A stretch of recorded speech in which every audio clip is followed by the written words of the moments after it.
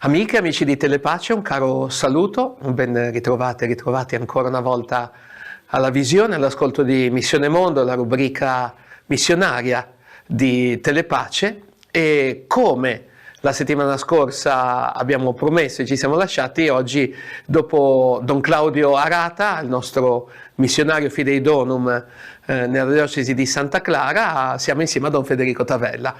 Don Federico è parroco a Lavagna, Maria Madre della Chiesa, Santo Stefano, e ha passato un tempo a Cuba, proprio come l'anno scorso, e quindi abbiamo la possibilità di chiedergli a distanza di un anno cosa ha visto, cosa gli è rimasto nel cuore. Ma la prima domanda che mi viene da fare a Don Federico è proprio perché sei ritornato ancora una volta. Cosa significa per te questa immersione nella vita della missione della nostra diocesi a Cuba? Ringrazio Don Maurizio per questa occasione, per raccontare un pezzetto di quella che è un po' la nostra esperienza di missione interdiocesana. Qual è la motivazione? Bene, la motivazione principale è quella appunto di sostituire Don Claudio, che viene per un tempo di riposo, per un tempo nel quale riprendere un po' le forze, per poi rimergersi nell'esperienza della missione. Per me personalmente ha un valore ancora più profondo e direi anche personale. L'esperienza a Cuba è un'esperienza in un mondo molto più povero, e quindi per me è un aiuto a ritornare un po' alle cose essenziali della vita. E poi anche l'annuncio della fede non può toccare, diciamo, i fronzoli, ma anche lì un annuncio della fede che va a toccare un po' le coordinate essenziali della vita. E questo è un'esperienza che per me, ecco, fa molto bene, ecco. Quindi ritorno proprio per rinvigorire un po' la mia umanità e la mia fede. Ecco, ricordiamo anche che la missione nella parrocchia di Manacas e di Santo Domingo è cominciata proprio con Don Federico, che ha passato un tempo prima con Don Marino Poggi e poi con Don Franco Buono. La diocesi di Genova si è occupata più della parrocchia di Santo Domingo, la diocesi di Chiavari si è sempre occupata della parrocchia di Manacas. Siamo un po'... A me piace pensare, perché poi io avevo sostituito Don Federico, a me piace pensare che andiamo là e non è che ci affidano una parrocchia, è come se noi fossimo un po' affidati alle persone anche, no? Quando ti accolgono e c'è questa gratitudine. Non so se anche tu hai avuto questa sensazione.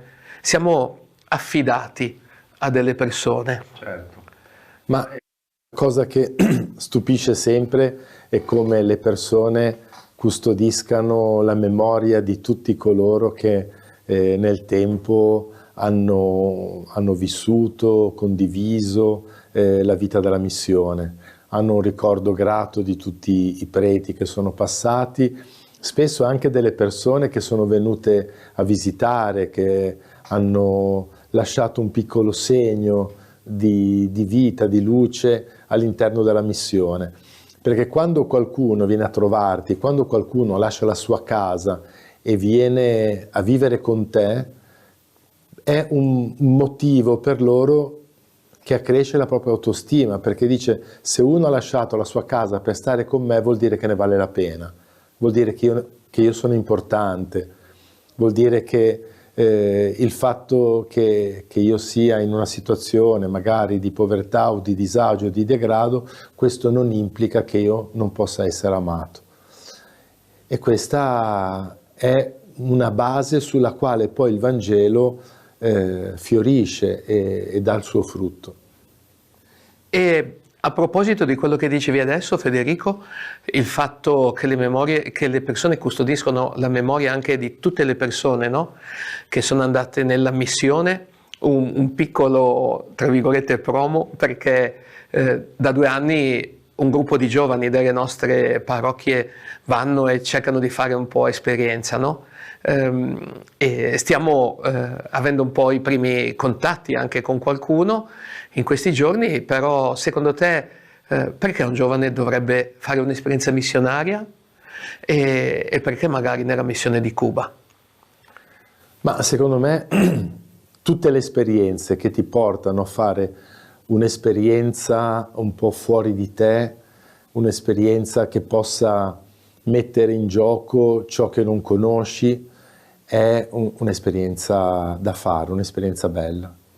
Perché la vita è seria, la vita è bella, ma la vita va anche in qualche modo messa un po' alla prova. E quando noi ci mettiamo un po' alla prova dentro esperienze nuove, dentro esperienze di apertura, comprendiamo il senso e la bellezza della vita. Non possiamo crearci sempre delle zone nelle quali ci chiudiamo e rimaniamo protetti. Abbiamo bisogno proprio di esperienze che ci aprano, delle esperienze che diventino il luogo della crescita e della maturazione. E l'esperienza della missione di Cuba credo che a un giovane, ma anche a un adulto, possa far bene per due motivi. Uno, perché uno si confronta con un luogo dove non c'è un benessere immediato e quindi noi a volte ci tariamo sul benessere, quindi io cerco delle situazioni di benessere, mentre la cosa più importante è cercare delle situazioni di senso più che delle situazioni di benessere. E l'altra perché l'annuncio della fede, che incrocia la vita, e la vita, permettetemi di dire, difficile, la vita in salita, la vita di fede lì trova un po' la sua verità. Un conto è parlare a delle persone con la pancia piena, un conto è parlare a delle persone di Gesù con la pancia vuota. È proprio un'altra cosa. E quindi penso che a un gruppo di giovani, a delle persone che hanno voglia veramente di prendere sul serio la vita, un'esperienza missionaria faccia bene. Non è un'esperienza di turismo, ma è un'esperienza di crescita. Grazie per queste parole. Alle volte davvero l'importante è stare bene, l'importante è trovare il senso della propria vita, la direzione, no? Ricordo che quando dei primi giorni della mia esperienza là mi dicevi che c'era una grande crescita un po' delle sette, no? Anche, però dicevi che le persone arrivavano in parrocchia dicendo: ah padre, lì si canta tanto, però qui si ascolta la parola di Dio. È vero? Sì. Ed è una, diciamo, una dei cardini della missione a Cuba. Credo che la maggior parte del tempo che uno passa là, lo passa annunciando la parola di Dio, la parola della domenica in tante piccole comunità, e spezzare il pane della parola perché la gente possa alimentare il cuore, la vita, e possa fare esperienza di Gesù che rivela il Padre. Perché la cosa importante è che uno sappia diventare veicolo di un annuncio che rivela qualcun altro più grande di noi, che attrae loro e che attrae noi. E se questa attrazione continua ed è viva nel nostro cuore, la gente lo capisce e la gente ti segue, ma non tanto perché le tue parole sono convincenti, ma perché è ciò che abita il tuo cuore che in qualche modo comunica questa passione che hai dentro. Non è per convinzione, ma per attrazione. Bello. Bello e significativo questo. Credo che sia un messaggio importante anche per la vita nelle nostre comunità, nella nostra diocesi, nelle nostre chiese.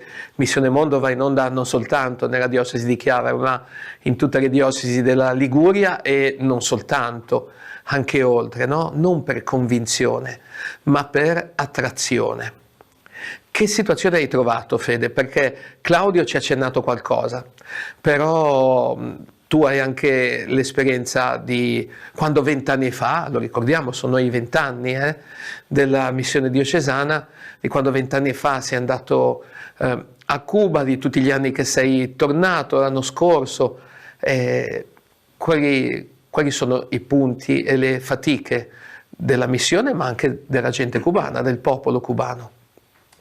Ma diciamo, il paese in questo momento è attraversato a mio avviso, da 3 grandi crisi, cioè una crisi politica, una crisi economica, una crisi energetica, e la sintesi di queste, diciamo, 3 crisi è un po' una crisi esistenziale. La crisi politica è del tramonto del grande sogno, ecco, di un sogno politico che avrebbe in qualche modo riscattato appunto l'umanità delle persone, che avrebbe portato un benessere. Oggi un po' questo sogno è crollato, anche se si cerca di tenerlo un po' in piedi in una maniera un po' forzata, a mio avviso. E quando un sogno crolla, crollano, diciamo, alcuni ideali, alcuni valori che sostengono un po' la lotta e l'esistenza quotidiana. C'è una crisi economica, perché attualmente Cuba vive in una situazione, diciamo, di crollo economico, come diciamo un fallimento economico. Pensate che un cubano guadagna 5.000 pesos al mese, che corrispondono più o meno a 10 euro al mese. E una volta si diceva che i paesi vengono considerati poveri quando uno guadagna meno di $1 al giorno, quindi è una situazione economica drammatica, tenendo presente che i prezzi sono quasi come i nostri. Cioè, voglio dire, cosa ti compri tu con 5.000 pesos? Ti puoi comprare 1 chilo di riso, ti compri mezzo chilo di carne, ti compri mezzo chilo di fagioli ed è finita lì. Quello che ti basta per 2 giorni, per mangiare 2 giorni, ecco. Io ricordo a settembre, quando ero stato per pochi giorni, una bottiglia di olio, sì, 1.500 pesos, e già lì sono andati via i 2/3 quasi dello, no? Cioè ti rimangono i 2/3 dello stipendio, se va bene. Le persone che stanno bene sono le persone che hanno dei parenti all'estero e quindi che possono mandare delle rimesse, per cui uno, se gli mandi 100-150 dollari, uno può vivere, non ti dico nel lusso, ma nell'assicurare perlomeno il pasto quotidiano. Poi c'è, a mio avviso, l'altra grossa crisi che crea tanto disagio, che è la crisi energetica. Cuba non ha petrolio, non ha risorse, diciamo, combustibili. Normalmente, fino a poco tempo fa, alcuni stati amici, tra virgolette, assicuravano il petrolio a Cuba, per cui le centrali energetiche potevano funzionare. Ora c'è stato questo crollo, diciamo, con il Venezuela, quindi il principale, diciamo, alleato che sosteneva energeticamente Cuba ha interrotto, diciamo, questi aiuti. Quindi Cuba si trova in una crisi energetica profondissima. Quindi ci sono giorni e giorni senza corrente elettrica, tenendo presente che era stata fatta quella che era stata chiamata la rivoluzione energetica, dove tutte diciamo, la vita domestica funzionava elettricamente. Quindi se tu non c'hai corrente elettrica non c'hai il frigorifero, non c'hai la possibilità di fare da mangiare, chi ha il pozzo, la pompa che ti porta l'acqua nella tanica, non c'hai acqua, tutto ciò che è elettrico, la lavatrice, tutto è bloccato.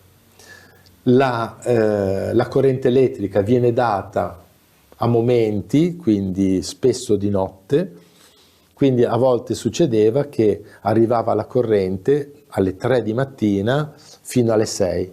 In quelle 3 ore la gente si svegliava e iniziava a lavare, a far da mangiare, a caricare l'acqua, eccetera.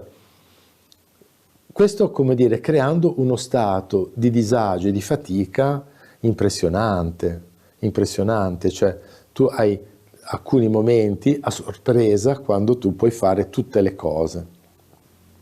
Immaginatevi gli ospedali, immaginatevi tutte le scuole, immaginatevi tutti i centri di lavoro. Quindi questa crisi energetica ha portato una fatica e un appesantimento molto forte nella vita sociale. Queste 3 crisi, quindi la crisi politica, la crisi economica e la crisi energetica, ha portato una crisi esistenziale, cioè dove le persone dicono: ma il nostro futuro, io chi sono, cosa devo fare per andare avanti? E capite che questa situazione di incertezza influisce tantissimo anche nella vita di fede.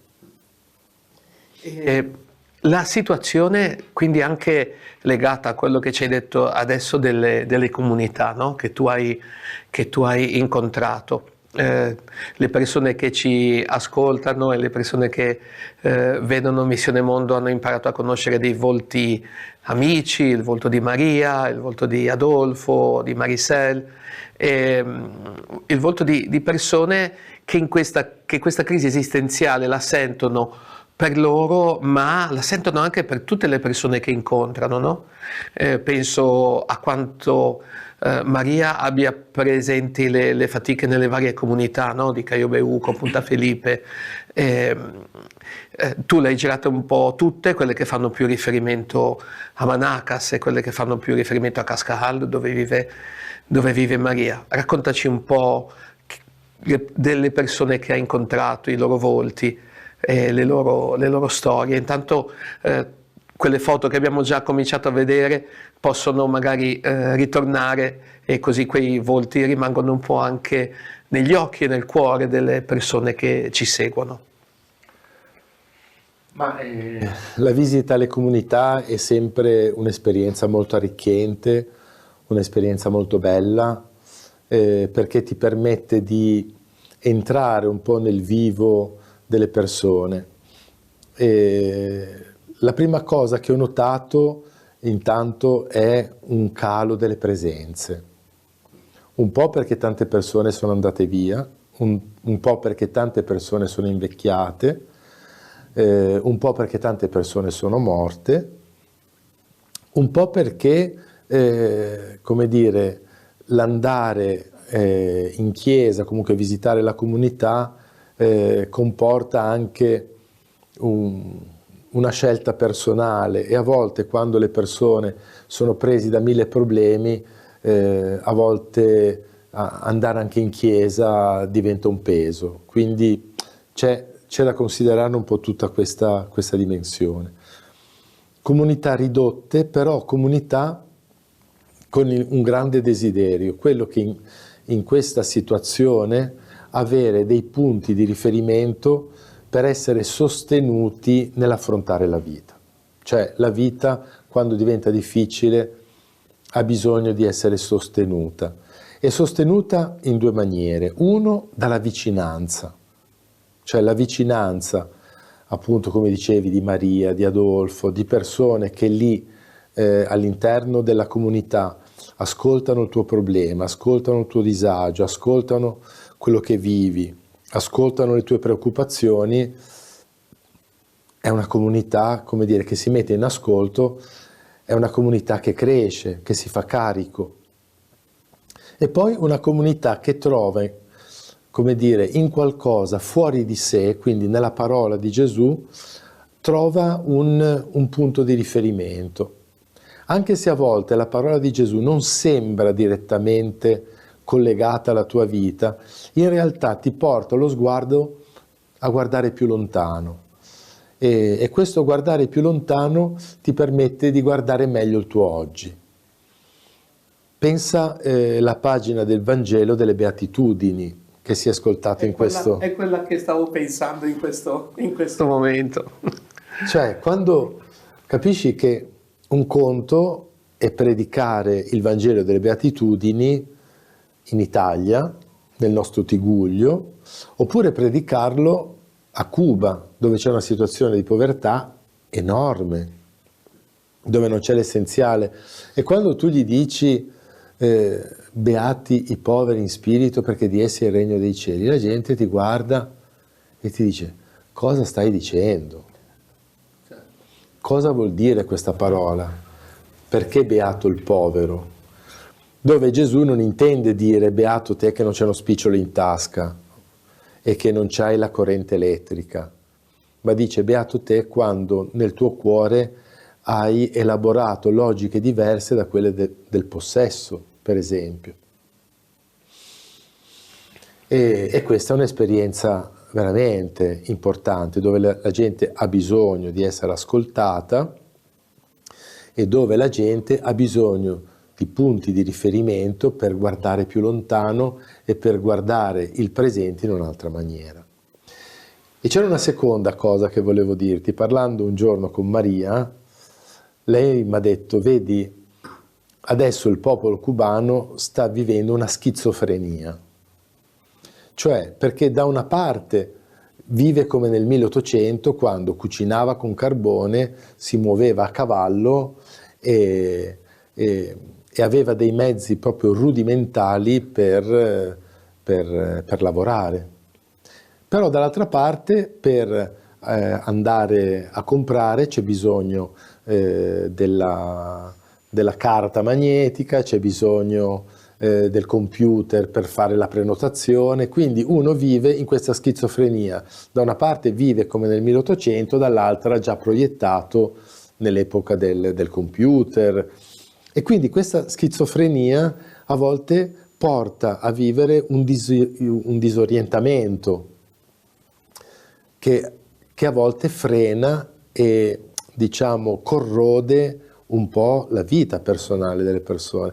E in questa fotografia della schizofrenia ho visto veramente un'immagine autentica di quella che è la realtà attuale. E quindi la tua visita alle comunità, diciamo, ti ha portato ad entrare dentro un po', no? Questa vita, queste loro fatiche. Il giorno in cui tu sei partito per tornare in Italia e il giorno in cui Claudio è partito per tornare a Cuba è stato il giorno in cui i vescovi cubani, e ci avviciniamo proprio alla conclusione, hanno scritto e quindi hanno parlato e la domenica anche questo messaggio e questa preoccupazione è stata ripresa da Papa Leone XIV. Hai avuto modo di leggere questo messaggio? Ti sei fatto un'idea proprio per punti? Certo, ma intanto è una lettera molto bella dove i vescovi cubani esprimono una grande paternità e una grande vicinanza nei confronti del popolo. I vescovi, e in particolare Monsignor Arturo, che è il presidente della Conferenza Episcopale Cubana, che è anche il vescovo di Santa Clara, ha espresso questa vicinanza, questa consapevolezza di questo momento così difficile, così drammatico che sta vivendo il popolo cubano. Diciamo una povertà e un indebolimento proprio delle forze delle persone che porta a volte ad avere un atteggiamento quasi un po' di abbandono, abbandonare la lotta, abbandonare la speranza. E questa è un po' la preoccupazione dei vescovi cubani, un discorso nel quale esprimere la consapevolezza e la vicinanza nei confronti delle persone, perché questa è la base sulla quale una parola può diventare feconda. Una consapevolezza di fronte a ciò che accade non possiamo far finta di non vedere. e quindi desidera che le persone vedano. Il vescovo Arturo in un colloquio personale mi diceva: non c'è bisogno di parlare, basta che tu apri la finestra, apri la porta e ti guardi intorno per capire la situazione in cui versa la nazione cubana. La consapevolezza. E poi riaccendere nel cuore la speranza che questo tempo che il popolo cubano sta attraversando può diventare un tempo di rinascita e un tempo di risurrezione. La fede non è qualcosa che ci porta fuori dalla realtà. La fede diventa un modo per abbracciarla, la realtà, consapevolmente e responsabilmente. Questo un po' in sintesi è il discorso che i vescovi cubani hanno rivolto alla gente. Un discorso che la gente ha ascoltato, mi verrebbe da dire proprio ha bevuto come un'acqua che disseta, perché a volte queste situazioni così pesanti, così difficili generano una sete di una parola che esprima la vicinanza e che riaccenda la speranza. Questo messaggio è stato ascoltato dalle persone perché è stato letto in tutte le comunità proprio nella domenica in cui si è ascoltato il Vangelo delle Beatitudini. Allora c'è questa bella davvero concomitanza. Grazie Fede, grazie della tua testimonianza, grazie del bene che ci hai trasmesso e del Vangelo, perché poi Gesù ci rivela questo volto di Dio del quale parlava adesso Federico, pensando al messaggio dei vescovi cubani, un Dio che non risolve però accompagna. E allora le persone, quando sanno che ci sei, davvero affrontano le fatiche in un modo diverso, perché si tratta sempre non di risolvere ma di condividere. E allora questo è un po' quello che resta e quello che proviamo a vivere nella nostra missione a Cuba, missione che, ricordo, voi potete sostenere se desiderate, lo abbiamo detto con Claudio, anche le mense dei poveri, ma non soltanto, le tante medicine che ogni volta che partiamo e andiamo la portiamo, perché anche questa è una grande povertà, no? E allora noi vi ringraziamo, vi diamo appuntamento alla prossima settimana, grazie sempre per la vostra attenzione e per il desiderio che avete di essere un po' missionari anche voi da casa vostra, aprendo il cuore, aprendo la mente, aprendo la vita ogni giorno.